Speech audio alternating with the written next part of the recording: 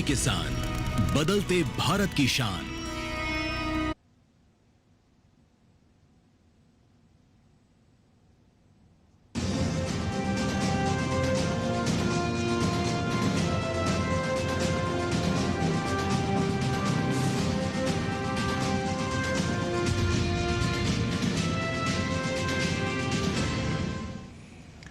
नमस्कार, किसान समाचार में आप सभी दर्शकों का स्वागत है। मैं हूं साइमा खान। नजर डाल लेते हैं सबसे पहले हेडलाइंस पर। प्रधानमंत्री नरेंद्र मोदी ने भगवान श्री सत्य साई बाबा की महासमाधि और पवित्र स्थल के किए दर्शन। प्रधानमंत्री ने गौ पूजा और गौदान भी किया। कहा कि गौ माता को माना गया है करुणा का प्रतीक।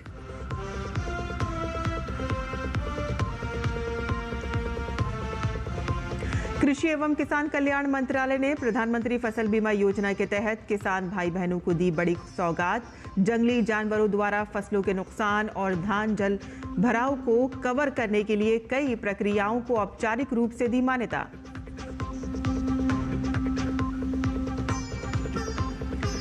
सरकार किसानों के हितों के खिलाफ किसी भी देश से नहीं करेगा समझौता। किसान सम्मान कार्यक्रम में केंद्रीय कृषि एवं किसान कल्याण मंत्री शिवराज सिंह चौहान का बयान। कहा कि किसान कल्याण है सरकार की प्राथमिकता। किसानों की आय में वृद्धि के लिए विभिन्न स्तर पर लगातार प्रयास हैं जारी।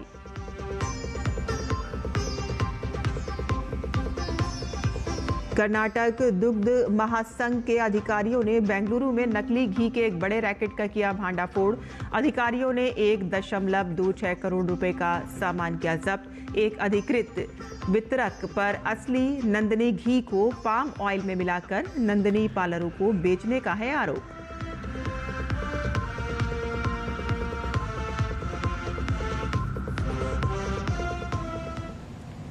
समाचार विस्तार से। प्रधानमंत्री नरेंद्र मोदी ने भगवान श्री सत्य साई बाबा की महासमाधि और पवित्र स्थल के दर्शन किए। पीएम ने भगवान बाबा को श्रद्धा सुमन अर्पित किया। साथ ही प्रधानमंत्री ने गौ पूजा और गौदान भी किया। पीएम मोदी ने आशीर्वचन के साथ भगवान श्री सत्य साई बाबा के मंदिर में पूजा अर्चना की और इस अवसर पर प्रधानमंत्री ने कहा कि गौ माता को करुणा का प्रतीक माना गया है। ये आर्थिक पोषण में सहायक होगी और इससे समृद्धि का संदेश कोने कोने में दिखाता है। उन्होंने बताया कि वाराणसी में 480 से ज्यादा गिर गाय वितरित की गई थी।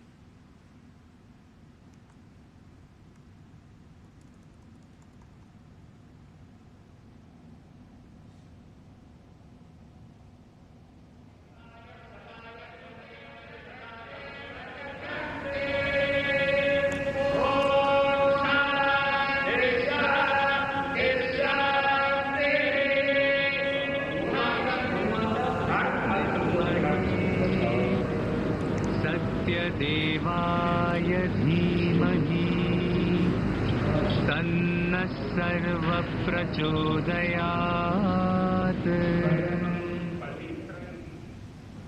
आज ही यहां मुझे गोदान के कार्यक्रम में सहभागी होने का भी अवसर मिला है। ट्रस्ट द्वारा 100 गायें गरीब किसान परिवारों को दी जा रही है। हमारी परंपरा में गौ माता को जीवन, समृद्धि और करुणा का प्रतीक माना गया है। ये गायें इन परिवारों की आर्थिक, पोषण संबंधी और सामाजिक स्थिरता में सहायक होगी। साथियों, गौ माता के संरक्षण से समृद्धि का संदेश देश विदेश के कोने कोने में दिखता है। कुछ वर्ष पहले राष्ट्रीय गोकुल मिशन के तहत वाराणसी में 480 से ज्यादा गिर गायें वितरित की थी और मेरा एक नियम था कि जो पहली बछड़ी होती थी वो मैं वापस लेता था और दूसरे परिवार को देता था। आज वाराणसी में गिर गायों और बछड़ों की संख्या लगभग 1700 हो गई है और वहां हमने जो एक परंपरा शुरू की है, जो गाय वहां वितरित की गई है, उनसे पैदा हुआ मादा बछिया को दूसरे इलाके के किसानों को मुफ्त दिया जाता है। इसलिए इन गायों की संख्या भी बढ़ रही है। प्रधानमंत्री ने अपने संबोधन में कहा कि गायों की संख्या बढ़ रही है। मैं अफ्रीका के गांव में गया था जहां हमने 200 गायें भेंट की थी। ब्राजील ने भी गिर और कानकेरन गाय को अपनाकर अपना प्रोडक्शन बढ़ाया है। अफ्रीका में रवांडा की यात्रा के दौरान मैं एक गांव में वहां गया था और वहां भारत की 200 गिर गायें भेंट की थी और ये दान देने वाली परंपरा वहां भी है। वहां गिरिंका नाम की प्रथा है, जिसका अर्थ है मे यू हैव अ काऊ। इसमें गाय से पैदा होने वाली पहली मादा बछिया को पड़ोसी परिवार को दान देता होता है।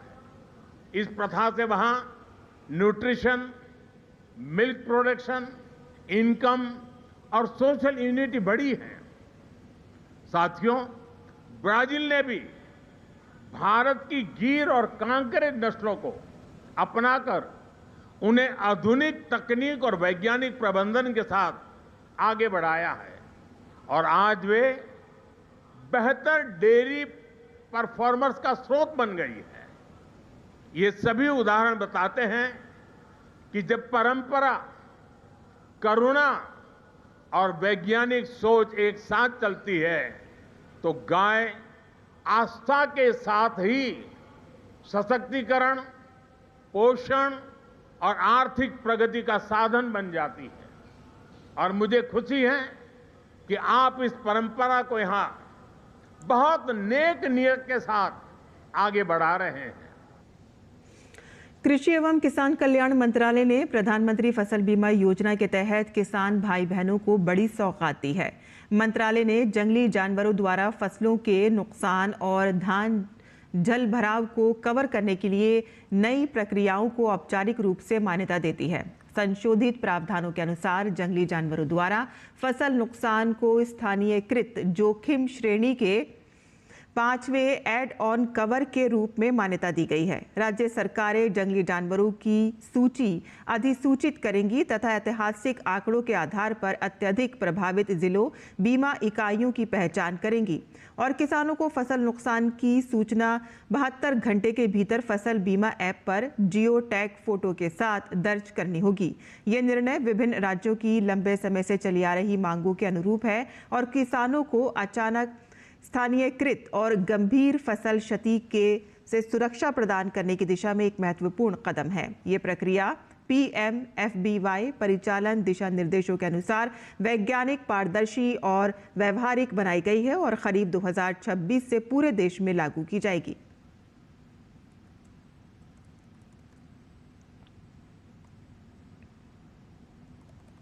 सरकार कोई भी कृषि संबंधी समझौता देश के किसानों के हितों को ध्यान में रखकर ही करेगी। केंद्रीय कृषि एवं किसान कल्याण मंत्री शिवराज सिंह चौहान ने कहा कि सरकार किसानों के हितों के खिलाफ किसी भी देश से समझौता नहीं करेगी। सरकार की प्राथमिकता किसान कल्याण और किसानों की आय में वृद्धि है और इसके लिए विभिन्न स्तर पर लगातार प्रयास किए जा रहे हैं। नई दिल्ली में किसान सम्मान के कार्यक्रम को संबोधित करते हुए केंद्रीय मंत्री ने कहा कि हमारे किसान देश के साथ ही दुनिया की खाद्य जरूरतों को पूरा करने की क्षमता रखते हैं और भारत दुनिया का फूड बास्केट बनने की ओर अग्रसर है। कार्यक्रम में देश के प्रगतिशील और नवाचार करने वाले किसानों को सम्मानित किया गया। प्रधानमंत्री नरेंद्र मोदी जी के नेतृत्व में कृषि क्षेत्र में जो काम हो रहा है वो अद्भुत और अभूतपूर्व है। हमारा संकल्प है हर हालत में हम किसान की आमदनी बढ़ाने का प्रयत्न करते रहेंगे और देश की खाद्य सुरक्षा सुनिश्चित करते हुए हम भारत को फूड बास्केट बनाएंगे दुनिया का और दुनिया के कई देशों में हमारे उत्पाद को भेजने का काम करेंगे। एक और संकल्प, किसान हित और राष्ट्र के हित सर्वोपरि। दुनिया में कहीं भी किसी भी देश से किसानों के हितों की कीमत पर कोई समझौता नहीं होगा। ये प्रधानमंत्री जी ने स्पष्ट रूप से बोला है। कर्नाटक दुग्ध महासंघ के अधिकारियों ने बेंगलुरु में नकली घी के एक बड़े रैकेट का भांडाफोड़ किया है। अधिकारियों ने 1.26 करोड़ रुपए का सामान जब्त किया, जिसमें 8,136 लीटर मिलावटी घी, मशीनरी, पाम ऑयल और नकद शामिल है। आरोप है कि एक अधिकृत वितरक असली नंदनी घी को पाम ऑयल में मिलाकर नंदनी पार्लरों को बेचा करता था। जांच में पता चला है कि समूह ने तमिलनाडु में मिलावटी घी का उत्पादन करके नंदनी के नकली सैशे बनाए और प्लास्टिक की बोतलों में भरकर बेंगलुरु में आरोपियों को सप्लाई किया। आरोपियों के पास कर्नाटक दुग्ध महासंघ यानी कि KMF के आधिकारिक लाइसेंस थे और मामले में 4 लोगों को गिरफ्तार किया गया है, जिनमें KMF वितरक महेंद्र, उसका बेटा दीपक, मुनिराजू और अभी अरासू शामिल है। पुलिस इस पूरे नेटवर्क की जांच कर रही है और मिलावट में जानवरों की चर्बी के इस्तेमाल की भी जांच हो रही है। पशुपालकों को फौरन पशु चिकित्सा सुविधा उपलब्ध कराने के लिए राजस्थान सरकार द्वारा कई प्रयास किए जा रहे हैं और इसी कड़ी में राजस्थान के पशुपालन विभाग द्वारा बीमार पशुओं के उपचार के लिए चैटबॉट प्रणाली की शुरुआत की गई है। और इस अनूठी पहल से अब पशुपालक अपने पशुओं की बीमारी, लक्षण और संबंधित समस्याओं की जानकारी सीधे विभाग के विशेषज्ञ चिकित्सकों तक पहुंचा रहे हैं और उन्हें फौरी ही तौर पर चिकित्सा परामर्श प्राप्त हो रहा है।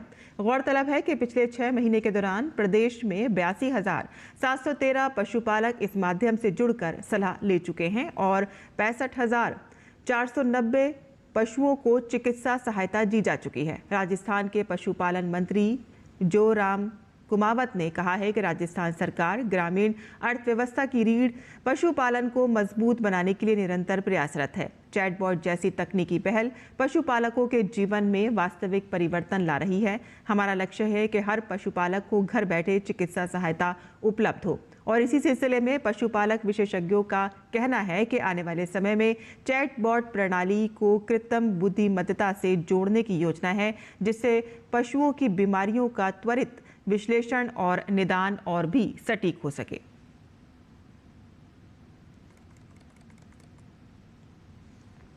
किसानों को सोयाबीन का न्यूनतम समर्थन मूल्य यानी कि MSP उपलब्ध कराने के लिए मध्य प्रदेश सरकार द्वारा भावांतर योजना 2025 शुरू की गई है। योजना के तहत 7 नवंबर से ही प्रतिदिन सोयाबीन के मॉडल रेट जारी किए जा रहे हैं और आपको बता दें कि इसी कड़ी में भावांतर योजना 2025 के अंतर्गत मंडियों में सोयाबीन बेचने वाले किसानों के लिए बीते दिनों 4,236 रुपये प्रति क्विंटल का मॉडल रेट जारी किया गया है। ये मॉडल रेट उन किसानों के लिए है जिन्होंने अपनी सोयाबीन की उपज मंडी प्रांगणों में बेची है और इस मॉडल रेट के आधार पर ही भावांतर की राशि की गणना की जाएगी। पहला मॉडल रेट 7 नवंबर को 4,020 रुपये प्रति क्विंटल जारी किया गया था और इसी तरह से 8 नवंबर को 4,033 रुपये, 9 और 10 नवंबर को 4,036 रुपये, 11 नवंबर को 4,056 रुपये, 12 नवंबर को 4,077 रुपये और 13 नवंबर को 4,130 रुपये, 14 नवंबर को 4,184 रुपये, 15 नवंबर को 4,225 रुपये तथा 16 नवंबर को 4,234 रुपये प्रति क्विंटल का मॉडल रेट जारी हुआ था। गौरतलब है कि प्रतिदिन जारी किए जाने वाले मॉडल रेट एवं केंद्र सरकार द्वारा घोषित न्यूनतम समर्थन मूल्य के आधार पर ही किसानों को भावांतर राशि दी जाएगी और इसी वर्ष केंद्र सरकार द्वारा सोयाबीन का न्यूनतम समर्थन मूल्य यानी कि MSP 5,328 रुपये प्रति क्विंटल तय किया गया है। तो वहीं MP सरकार द्वारा 17 नवंबर के दिन सोयाबीन का तय किया गया मॉडल रेट 4,236 रुपये प्रति क्विंटल है।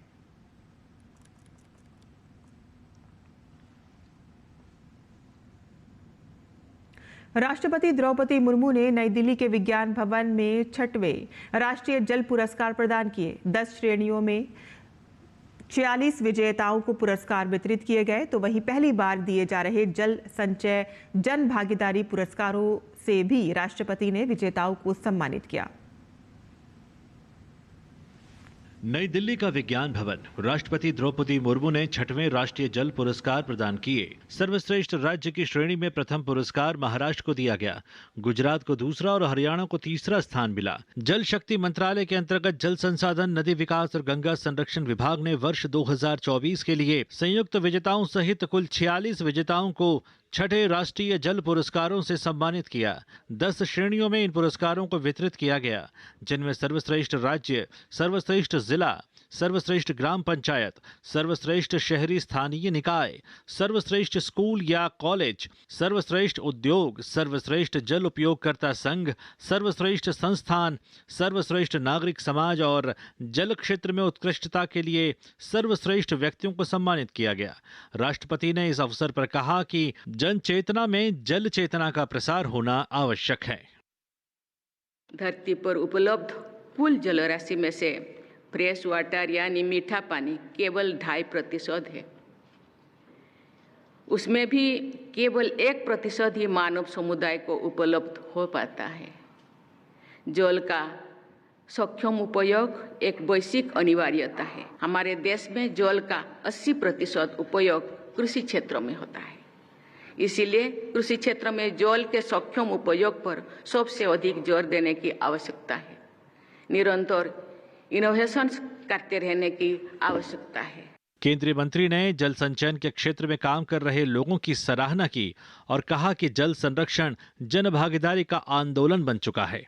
माननीय प्रधानमंत्री मोदी साहब ने इस बार मनरेगा का जो 88,000 करोड़ रुपया आवंटित किया गया है, उसमें से डार्क जोन के जो करीब 150 से करीब जिले हैं, वहां पर मनरेगा का जो कलेक्टर को पैसा जाएगा, उसमें से 65% पैसा वो जल संचय के लिए खर्च किया जाएगा।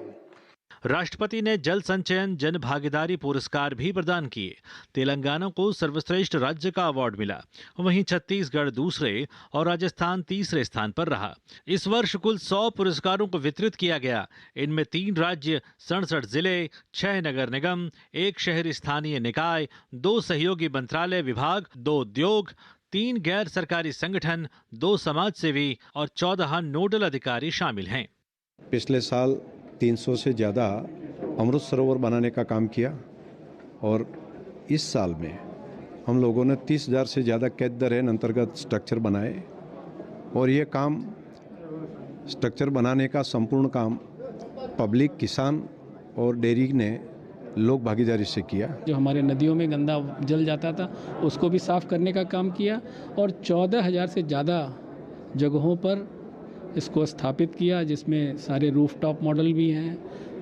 ज़मीनी स्तर पर भी कार्य हुआ। गंगा में कम से कम हमारा प्लास्टिक का नहीं जाए और ग्रामीण स्तर पे हम गंगा किनारे वन विभाग के सहयोग से मिलकर हमने बहुत ज़्यादा पौधारोपण करवाया था ताकि गंगा हरी भरी रहे और गंगा की कम से कम मिट्टी जा सके।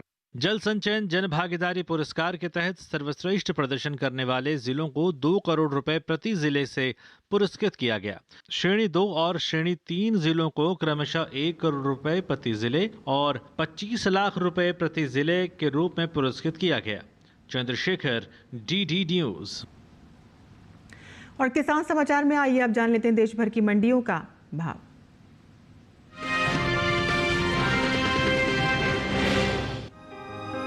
मंगलवार को सरसों की आवक सामान्य रही। इसके भाव की बात करें तो एग्मार्कनेट के मुताबिक गुजरात की राजकोट मंडी में 18 नवंबर को सरसों की कीमत रही 6,555 रुपए प्रति क्विंटल।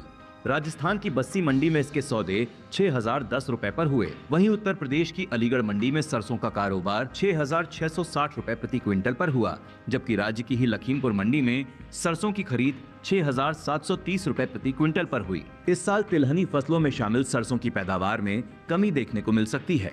कृषि मंत्रालय द्वारा जारी तीसरे अग्रिम अनुमान के मुताबिक वित्त वर्ष 2024-25 के दौरान देश में रबी सरसों की पैदावार 126.06 लाख टन रहने का अनुमान जताया गया है। वहीं पिछले साल इसी अवधि में सरसों की उपज 132.59 लाख टन दर्ज की गई थी। इस तरह इस साल सरसों की पैदावार में करीब 6.53 लाख टन की गिरावट देखने को मिल सकती है। सरसों का तेल और खली घरेलू उपभोग के साथ साथ निर्यात में इस्तेमाल होती है। अनुमान है कि सरसों की पैदावार में आई इस कमी का असर सरसों के बाजार और खाद्य तेलों की कीमतों पर देखने को मिल सकता है। वहीं कृषि मंत्रालय की ओर से जारी तीसरे अग्रिम अनुमान के मुताबिक साल 2024-25 के दौरान कुल खरीफ तिलहन की पैदावार 277,90,000 टन हो सकती है, जो कि पिछले साल की तुलना में ज्यादा है। आपको बता दें कि बीते साल तिलहनी फसलों की उपज 241,62,000 टन रही थी।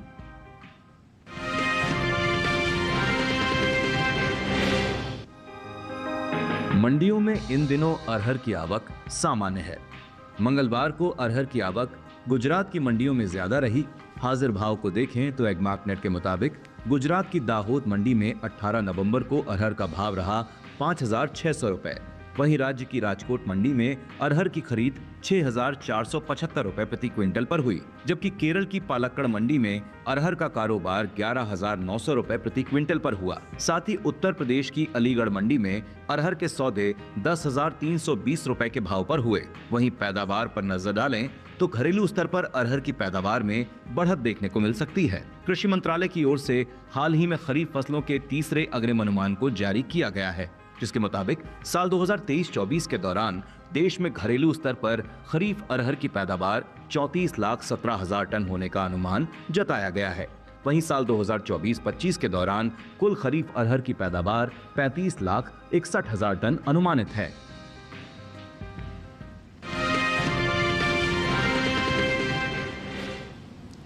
और मंडी खबर के बाद अब बात कर लेते हैं मौसमी खेती की। किसान इस मौसम में कैसे रखें अपनी खेती का ख्याल, आइए देखते हैं।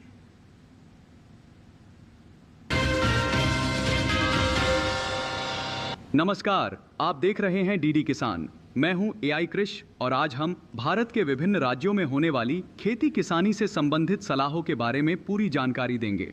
ओडिशा के उत्तरी मध्य पठारी इलाकों के किसान धान की पकी फसलों की कटाई कर लें। यहाँ के उत्तर पश्चिमी पठारी इलाकों में इस समय गेहूं की बुवाई की जा सकती है। साथ ही ओडिशा में इस मौसम में मूंग की बुवाई भी की जा सकती है। ओडिशा के उत्तर पूर्वी तटीय मैदानी इलाकों के किसान गोभी, मिर्च और बैंगन की नर्सरी लगा लें। साथ ही यहाँ इस मौसम में उड़द, मसूर और सरसों की बुवाई की जा सकती है। आंध्र प्रदेश के उत्तरी तटीय इलाकों के किसान इस समय मक्का की बुवाई शुरू कर दें। यहाँ के कृष्णा गोदावरी इलाकों के किसान मक्के की पकी फसलों की कटाई जारी रखें। आंध्र प्रदेश के कम वर्षा वाले इलाकों के किसान मूंगफली की बुवाई कर लें। वहीं आंध्र प्रदेश के दक्षिणी इलाकों में किसान उड़द की बुवाई कर सकते हैं। तेलंगाना के उत्तरी तेलंगाना में इस मौसम में सरसों, लोबिया और सूरजमुखी की बुवाई की जा सकती है। वहीं तेलंगाना के दक्षिणी इलाकों में किसान मूंगफली, कुसुम, सरसों और मक्का की बुवाई कर सकते हैं।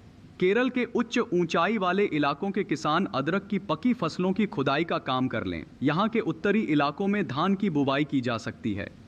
केरल के दक्षिणी इलाकों में किसान केले के पौधों को गिरने से बचाने के उपाय भी कर लें। तमिलनाडु के उत्तर पूर्वी इलाकों के किसान धान और मूंगफली की पकी फसलों की कटाई और खुदाई का काम कर लें। तमिलनाडु के कावेरी डेल्टा इलाकों के किसान केले के पौधों को गिरने से बचाने के उपाय कर लें। इसी तरह कृषि और किसानों से जुड़ी हर महत्वपूर्ण जानकारी के लिए हमारे साथ जुड़े रहिए और देखते रहिए डीडी किसान। धन्यवाद।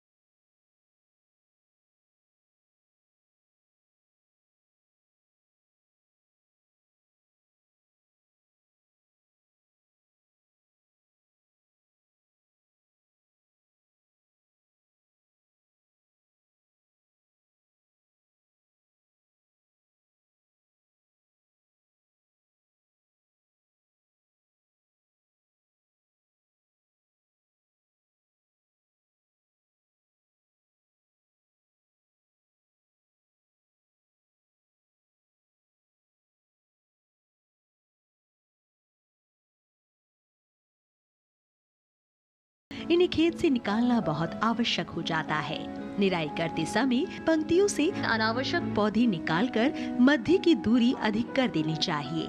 साथ ही बढ़ी हुई जड़ों में हल्की निराई गुड़ाई करते रहना चाहिए। गाजर की फसल पर मुख्य रूप से छोटे छोटे कीड़े मकोड़ों का प्रकोप होता है। इसकी रोकथाम के लिए नीम का काढ़ा पंप की मदद से 10 से 15 दिन के अंतराल पर छिड़काव करें। गाजर की फसलों में आर्द्र गलन रोग के कारण बीज के अंकुरित होते ही पौधे संक्रमित हो जाते हैं, जिससे तने का निचला भाग जो भूमि की सतह से लगा रहता है सड़ जाता है।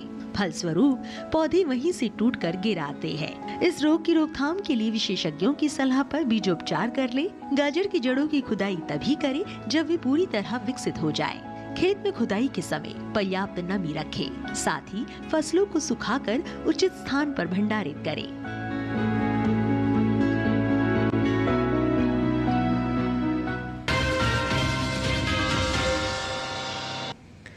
और खेती किसानी के साथ साथ आइए नजर डाल लेते हैं कुछ और महत्वपूर्ण खबरों पर। खास खबर में राष्ट्रपति द्रौपदी मुर्मू ने राष्ट्रीय प्रौद्योगिकी संस्थान दिल्ली के 5वें वार्षिक दीक्षांत समारोह में भाग लिया। इस समारोह में देश भर से आए छात्र, शिक्षक, शोधकर्ता और संस्थान के पूर्व विद्यार्थी शामिल हुए। प्रधानमंत्री नरेंद्र मोदी का आंध्र प्रदेश के पुट्टापर्थी में जोरदार स्वागत किया गया। सत्यसाई पुट्टापर्थी हवाई अड्डे से भगवान बाबा की समाधि स्थल तक आयोजित रोड शो में प्रधानमंत्री के स्वागत के लिए बड़ी संख्या में लोग उपस्थित रहे।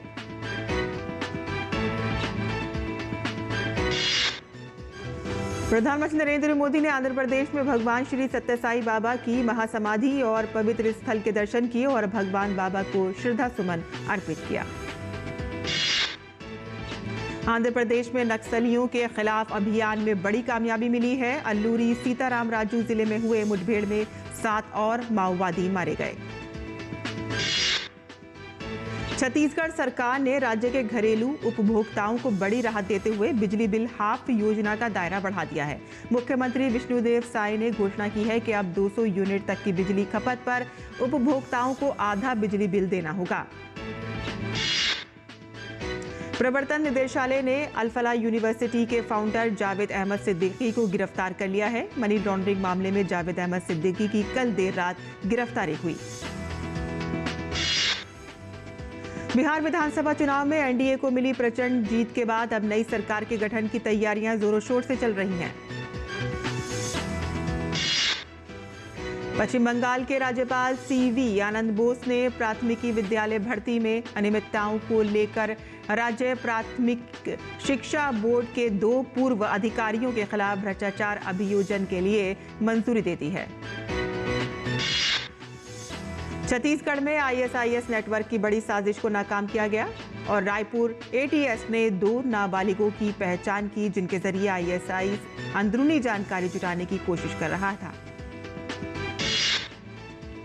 उत्तर प्रदेश में कानपुर के कलेक्टरगंज स्थित एक होटल में देर रात आग लग गई। सूचना मिलते ही दमकल विभाग की गाड़ियां मौके पर पहुंची और घटना में किसी भी प्रकार की जनहानि नहीं हुई है।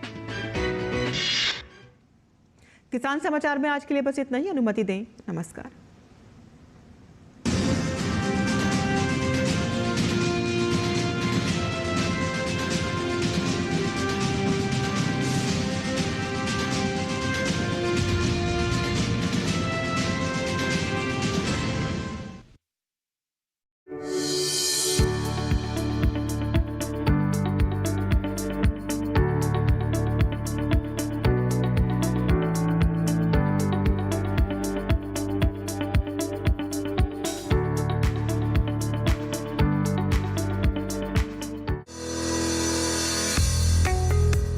आज हम बात करेंगे पीले सोने की, जो धरती से निकलता है।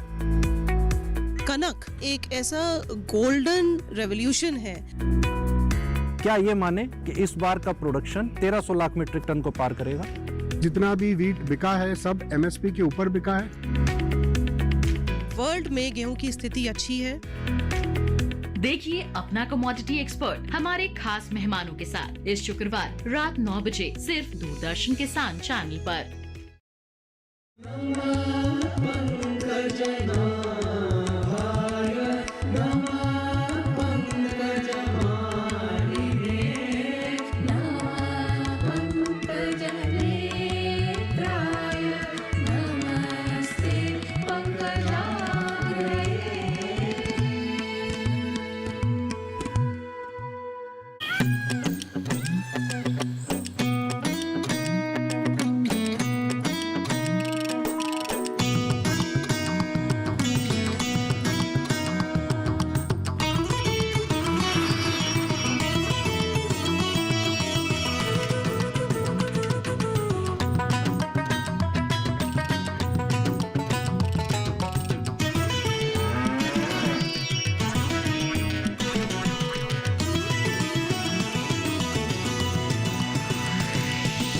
डीडी किसान, बदलते भारत की शान।